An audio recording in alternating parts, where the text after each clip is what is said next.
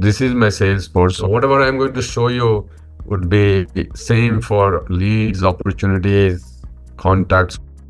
Click here, create new.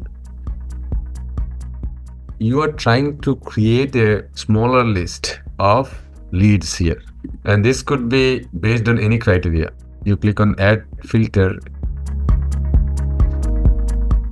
Any field. You can say, hey, I want to create a lead based on a specific city or import date or industry. These are all Salesforce fields, right? So you can pick and choose these fields and then create a smaller list. So if I say state California,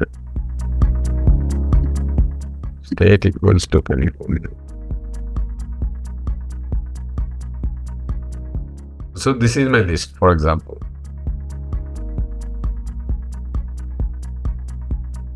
I'm just showing you a different way to do an email campaign. You can go to email campaign, click on a new campaign, and see here, these are the Salesforce opportunities, leads, and contacts. I click on Salesforce leads. Of course, it will show me all these leads. So I click on views, and I should see wax test, the one I just created.